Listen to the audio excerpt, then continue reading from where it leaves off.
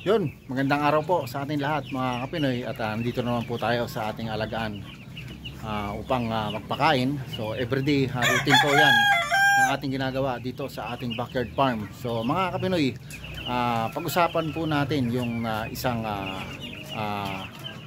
paano ba tayo paano ba ako pumasok sa pagpa-farming or chicken farming mga Kapinoy. So dapat importante yung masaya ka sa ginagawa mo, yung araw-araw na ginagawa mo na hindi mo pinagsisisihan na pumasok ka sa isang ganitong business.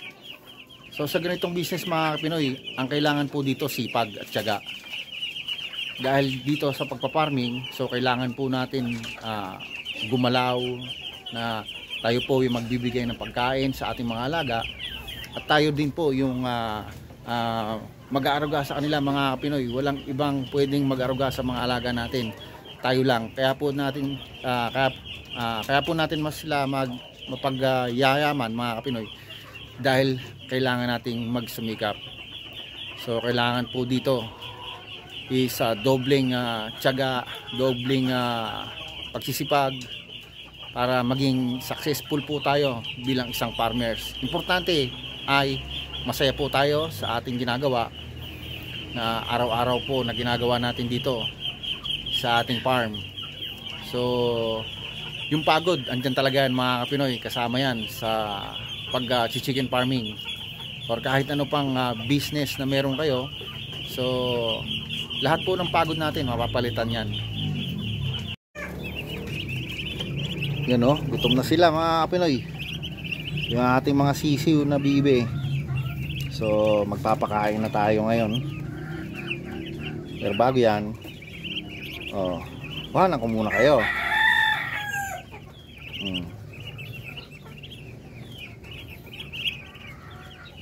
Yan, at magpapakain pa lang tayo mga Pinoy. Check muna natin yung ating mga alaga.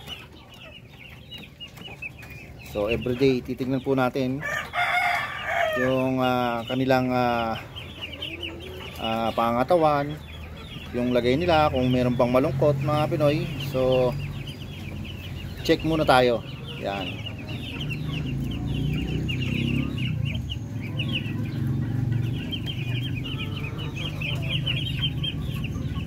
So walang may sakit dito sa ating mga sisiw na to mga Pinoy. So lahat healthy, masisigla. So goods na goods.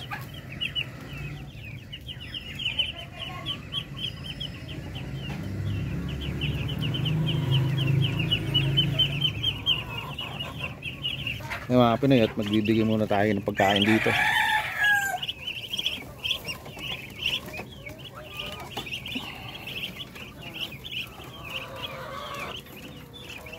You know, kalakas sumibsib.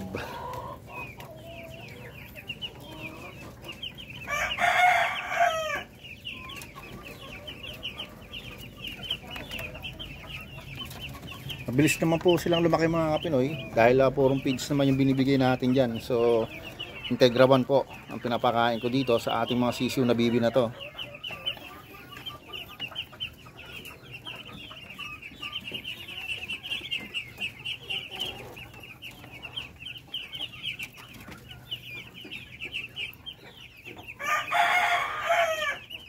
Dito naman tayo sa kabila. So check natin mga Pinoy kung anong meron. So yan, healthy naman lahat. Goods na goods mga Pinoy. Ito lang dumi, kailangan linisin. So linisin muna.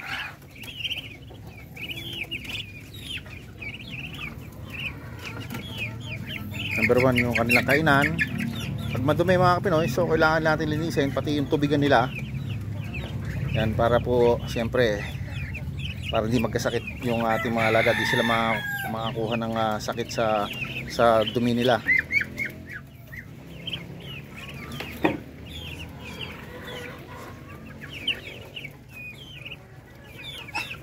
It's feeding time. Lakas sumibsib ng mga sisiw natin bibi.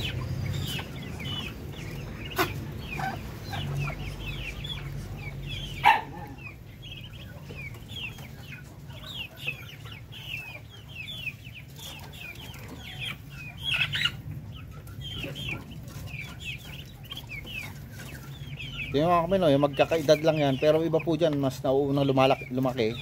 Kasi po, ibig sabihin, mga barako po yun. Yung mas nauunang lumaki, mas malakas po kasing kumain yung mga barako na yan. Lalaki po yan, ibig sabihin.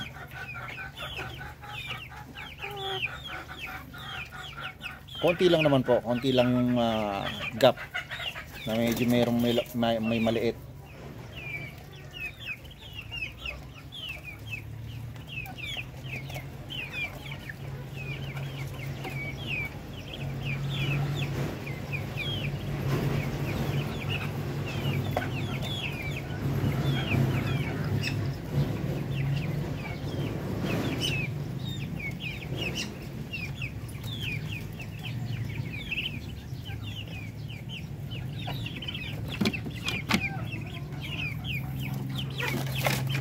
Yan. Wala pa. Check. Okay naman mga Pinoy. Ano naman itong mga 3 months old natin na to. So, kailangan linisin yung patukaan. At may ipot nila.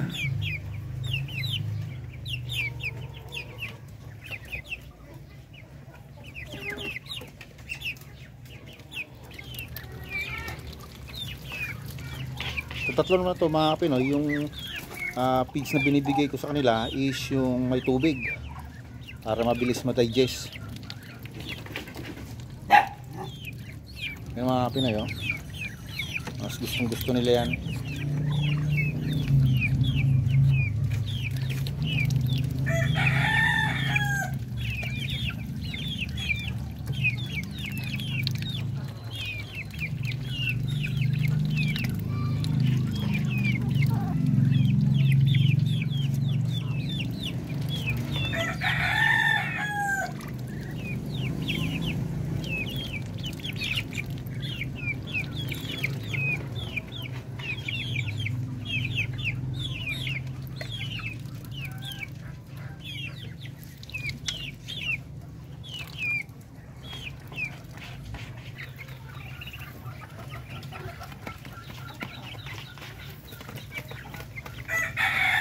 Tingnan nyo mga Pinoy, oh, bilis lumaki nung mga 3 months old natin, oh.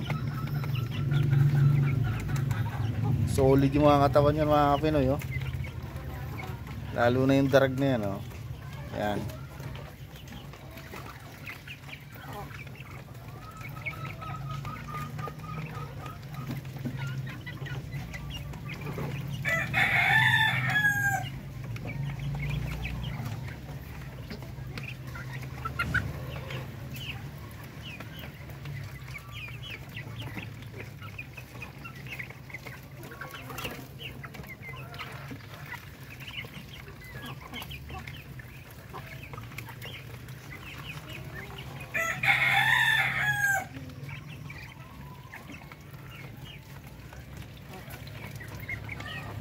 Yan mga Pinoy, at napagbigay na po tayo ng patuka sa ating mga sisiw at sa ating mga breeder.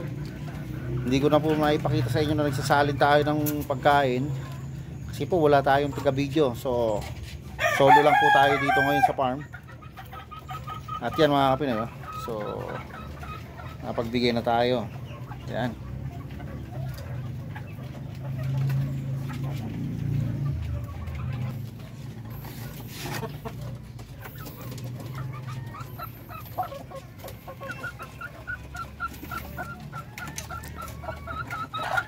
Basta po tingin nagpapakain tayo mga Pinoy, palagi nyo pong obserbahan yung ating mga alaga, lalo na po sa ating mga breeder.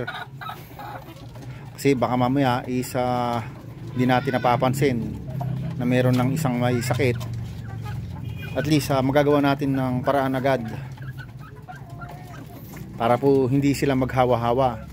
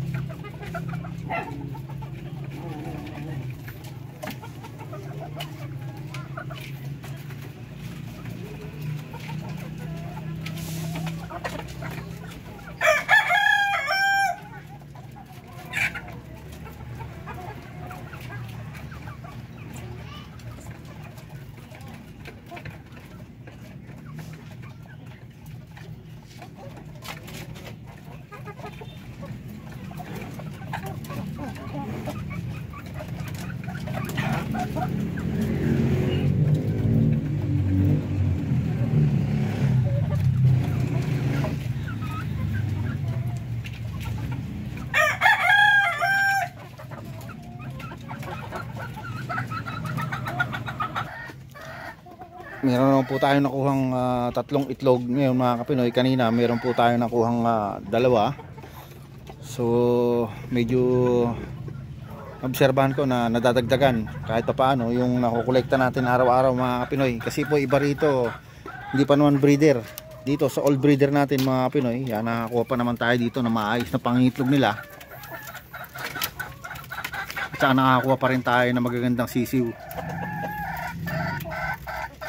Yung rooster na to mga Pinoy, bata pa naman po yan. So yung mga hen lang natin dito is medyo matatanda na.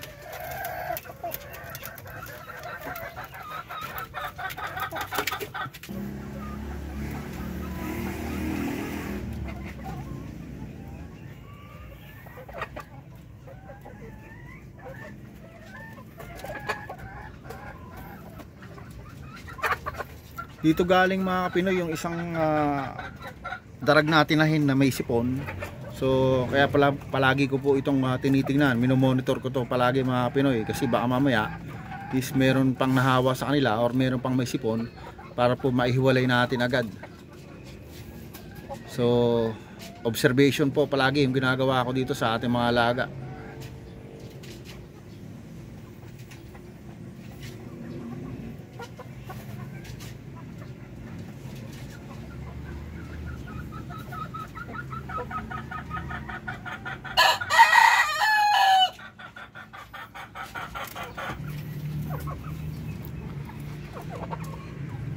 Dito sa pagiging darag chicken farmers mga Kapinoy, ay napaka-importante yung dapat masaya ka.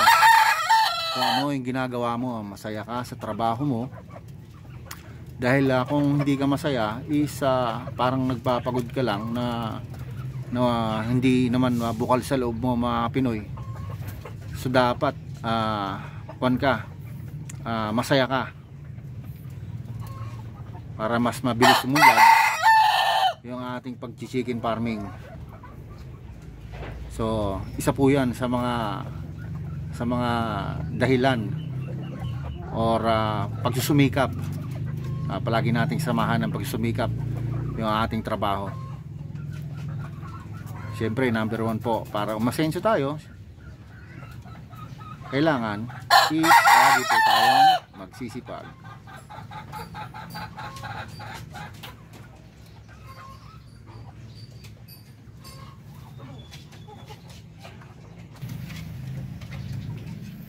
Mga Kapinoy, hindi man naubos yung binigay ko pa natin kaninang umaga yan. So hanggang ngayon busog pa sila dahil po yan sa crack corn or corn grits na binibigay natin mga Kapinoy.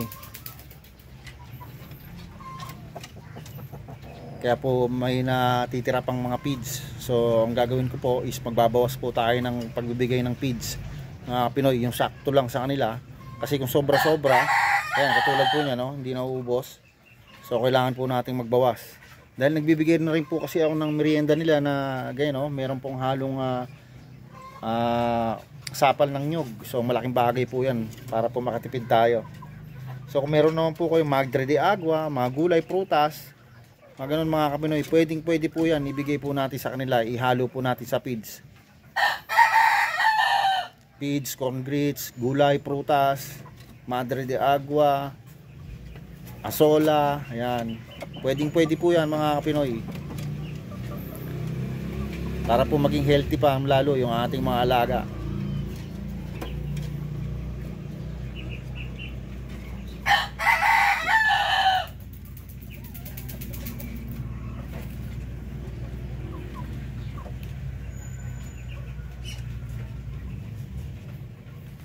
Ito mga Pinoy, oh, meron tayo uling isang bibe. So hindi ko muna kukuhanin yan. So hayaan muna natin dyan mga Pinoy para malimliman ng nanay nila. At meron pang hindi napipisa ng itlog. So meron pang 5. Pag lumakas na yan mga Pinoy, bukas sasama ko na po yan sa may ilaw.